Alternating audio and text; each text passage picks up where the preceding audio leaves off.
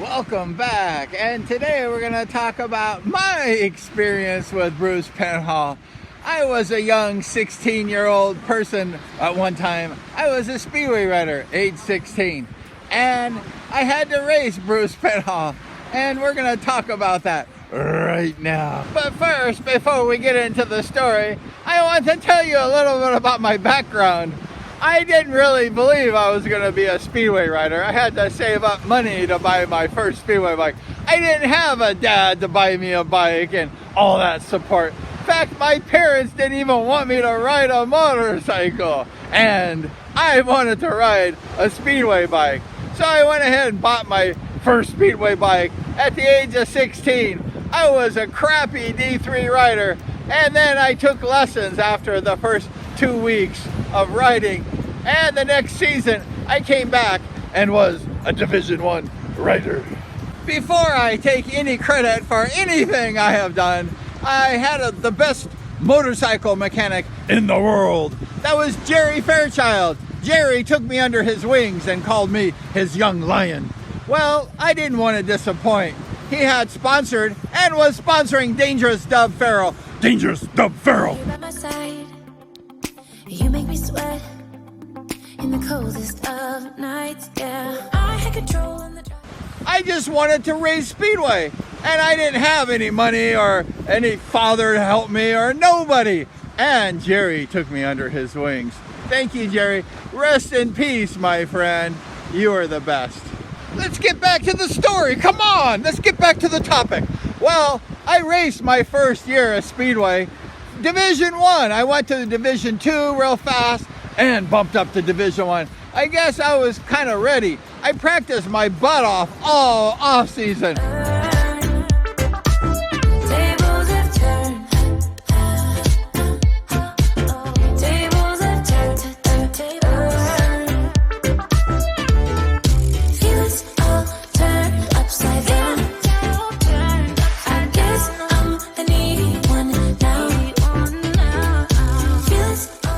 I mean, I worked hard every Saturday, every Sunday. I was at Lake Elsinore practicing my craft of being a speedway rider. I didn't think I was going to be any good, but actually, I was pretty good. But I was kind of freaked out. Why? Because one year I was sitting in the hot dog stands, in the stands at Costa Mesa, watching these racers like Bruce Penhall and others. And my whole life before, I was watching Rick Woods and the Bass Brothers.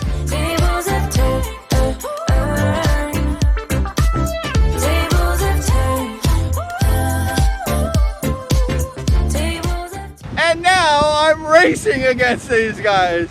Talk about intimidation. I was intimidated. As a young D1 speedway rider, I was a low yardage speedway rider. I start off like everybody at the 0 yard line, and then I move back to the 10.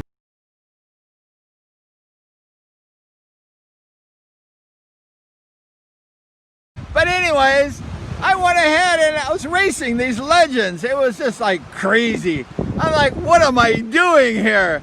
Jim Fishbeck is like snarling at me like I'm gonna eat you up. All these guys, and I'm just a scrawny little 16, 17-year-old kid with a skinny body. It was just crazy. I was like intimidated. I didn't know what to do. The only thing I knew what to do was to go faster. I must admit that as a low yardage rider, I got pretty lucky. I got lucky indeed. I won a few mains at Costa Mesa, and every time I opened the program, it was Bruce Penhall on the 40 or 50, and me on the 0 or 10. I had to race these guys all the time. I think the Oxleys didn't like me, so when they made the program, they're like, we're gonna put Brian with Bruce the Fox Penhall. And I was a little upset because I would race against the hardest riders in Speedway. But now I'm actually happy because I can make this vlog. One day I had to race at Ventura Speedway. I was like a sophomore at El Medina High School. And I went ahead and skipped school that day. I was playing hooky. And I went ahead and took my girlfriend, Debbie A. And we went ahead and left like early in the morning. I said, Debbie, let's go ahead and I'm gonna leave. Debbie attended Los Amigos High School. in Santa Ana. And I said, Debbie, you come with me. We're going to take my mom's Ford Pinto.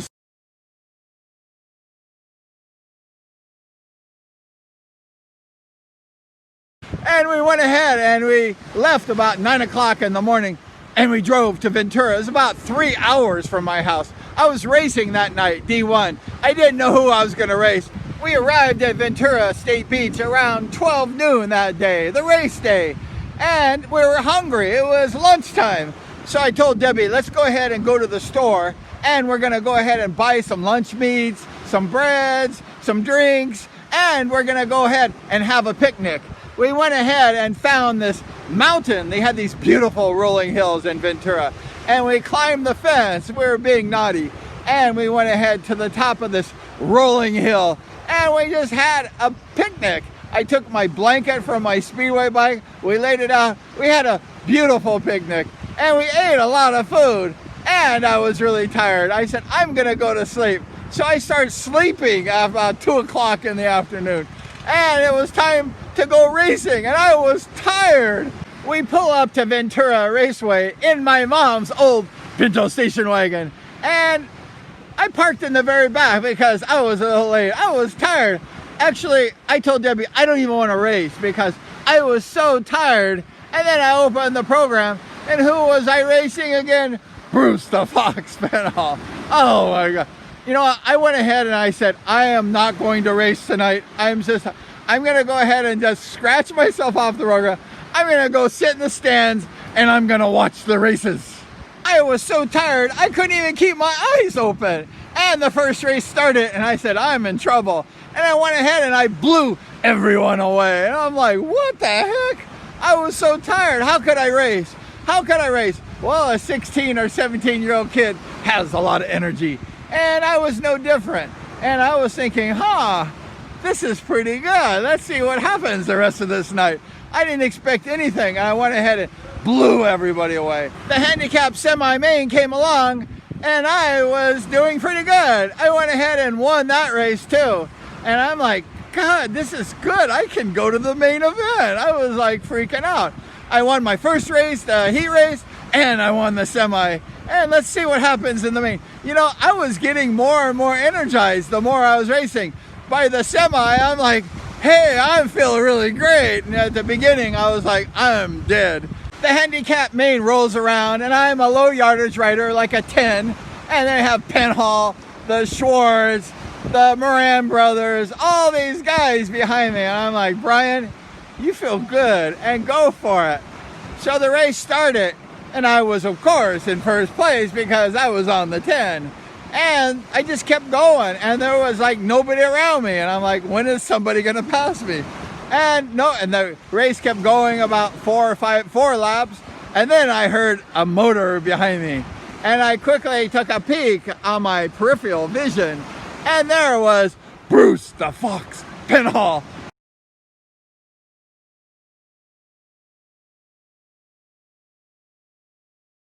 And I'm like, oh my gosh. My first race in first division, Bruce nipped me at the finish line. I didn't like my first race with Penhall winning at the finish line by a half a wheel length. And I said, you know, Brian, that's not going to happen again. I'm going to fight. And I went ahead and just fought with every ounce. It took every ounce to hold Bruce Penhall off. He's such a great champion. And I just raced harder and harder. I wasn't intimidated this time by Penhall. I just rode as hard as I could. And I just dug in. Bruce was riding on the outside of me.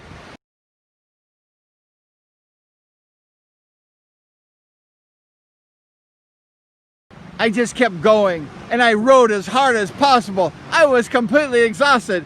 And I ended up winning that handicap main. Bruce couldn't pass me. Oh!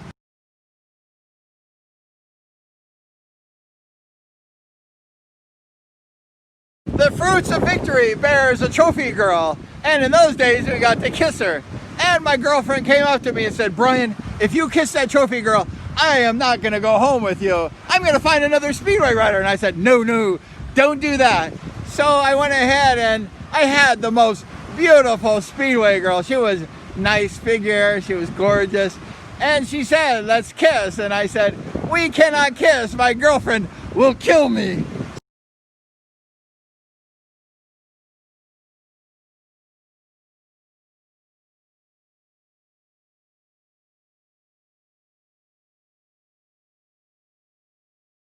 And she said, let's kiss. And I said, we cannot kiss. My girlfriend will kill me.